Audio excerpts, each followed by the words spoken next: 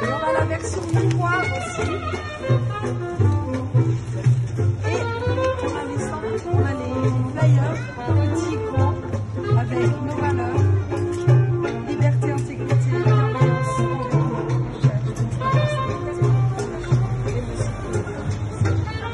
on a les initiatives qu'on soutient. Initiative sur la souveraineté, défendre les droits fondamentaux, initiative sur la neutralité suisse qui a été quelque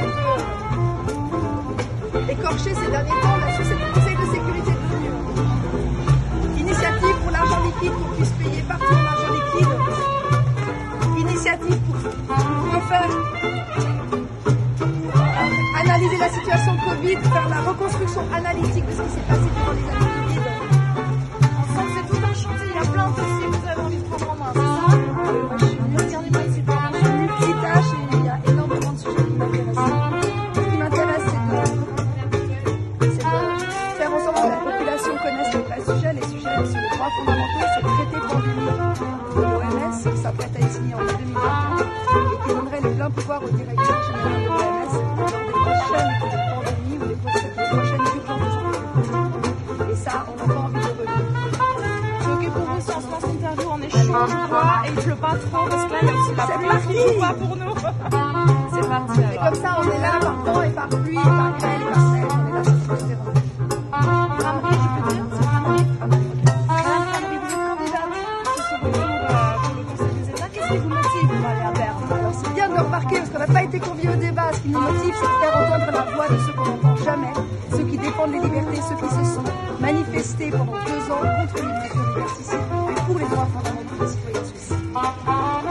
Pourquoi cette apparition soudaine au deuxième tour? Alors ça, au Conseil national, il faut le demander à Philippe Auberson, qui m'a appelé le lundi 23 octobre, le lendemain des résultats du Conseil national, et qui m'a dit: Chloé, urgent, j'aimerais que tu me remplaces pour le Conseil des États.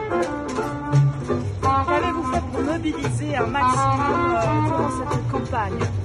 Ce que je fais d'habitude, publier sur tous mes réseaux, j'en ai 11, donner mes informations, informer sur l'histoire, informer sur les messages qu'on défend, sur l'exposition de ce qui se trame ici, la sexualisation des enfants à l'école, le traité pandémie de l'OMS, l'agenda 2030, déplacement abusif des enfants par les services de protection des mineurs. Il faut savoir qu'une commission est en train d'enquêter sur les SPNI actuellement, sur les bénéfices non reversés par la BNS et sur la fin du cash qui est prévu avec la monnaie numérique des banques centrales. On a également des projets pour élargir les droits démocratiques, comme vous pouvez lire dans nos 23 projets de loi sur la démocratie, sur les lobbies qui sont un petit peu trop présents à Berne, sur les journalistes qui ne respectent pas toujours le code de déontologie. Et on voit la preuve avec ces débats auxquels on n'a pas été conviés, et toutes les injustices, et toutes les choses qui ne font pas, qui dysfonctionnent pour les citoyens, qui sont les causes et non pas les symptômes. Parce que souvent, vous parlez des symptômes, vous les journalistes, vous parlez des guerres, vous parlez du pouvoir d'achat qui baisse, vous parlez de l'énergie qui manque, mais on ne s'attaque jamais aux sources et aux raisons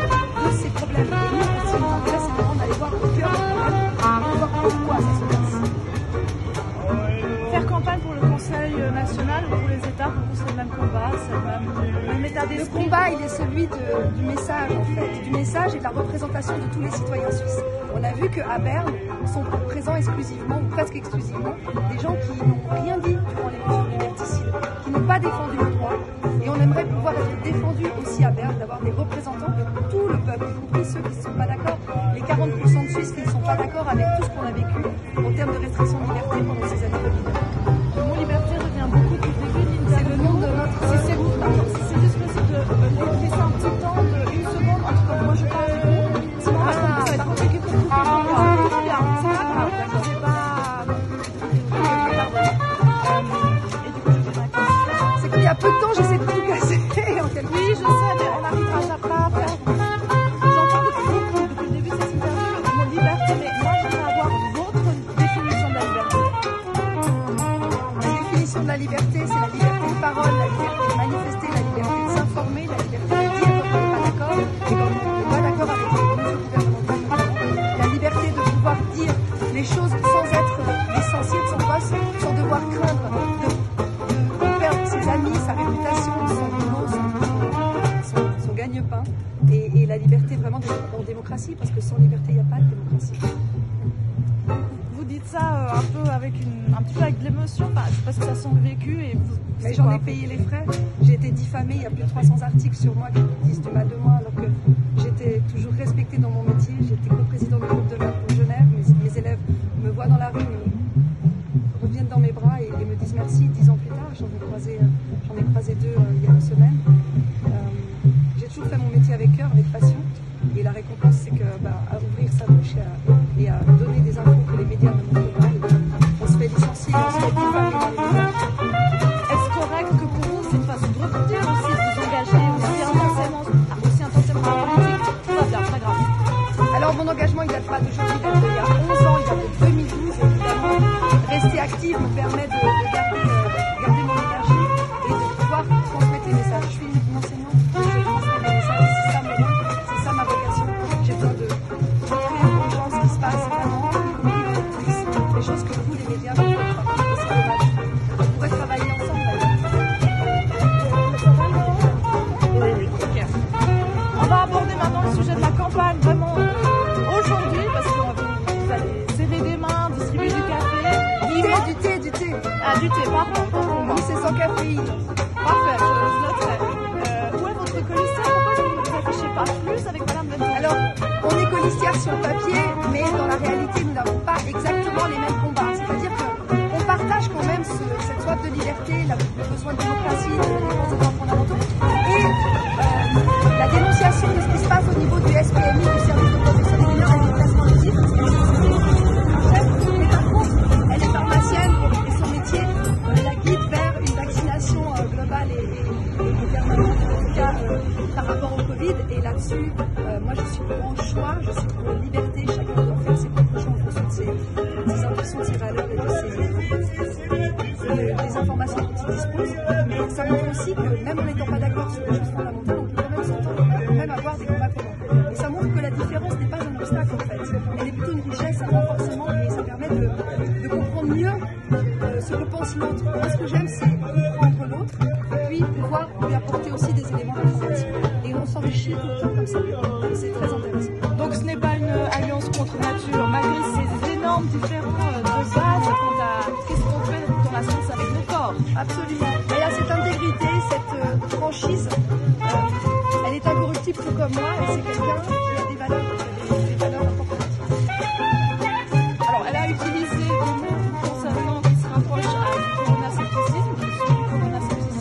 Alors je ne suis pas corona-sceptique, parce que je ne doute pas du corona-sceptique, ça veut dire qu'il doute que je ne doute pas du corona, je mets en cause les mesures qui nous ont empêchés d'exercer nos droits fondamentaux pendant 2 ans. Et je mets en cause le narratif des médias qui vont dans un sens et un sens unique et qui ne donnent pas la parole aux voix contraires. Je n'ai jamais été conviée sur votre chaîne pour débattre sur les sujets. Thierry, bien sûr, vous étiez avec Thierry sur pas au moment du Covid, pas au moment où on était dans la rue en train de manifester, mais je parle pas de vous, mais la RTS en général. Et la RTS, sans vouloir remuer plutôt dans la plaine, a été épinglée par l'AEIP, le tribunal fédéral l'a confirmé, sur un manque de pluralité des opinions concernant la votation sur la loi COVID-19 avec un reportage qui est passé 2 semaines avant et qui donnait la parole presque exclusivement aux gens qui étaient contre cette loi et qui a forcément influencé la population. Je crois que j'ai fait le tour, je pense que pour moi c'est tout bon, Madame Fabry. J'ai posé toutes les questions. On va s'immerger plus dans votre temps si ça vous va. Continuez à filmer.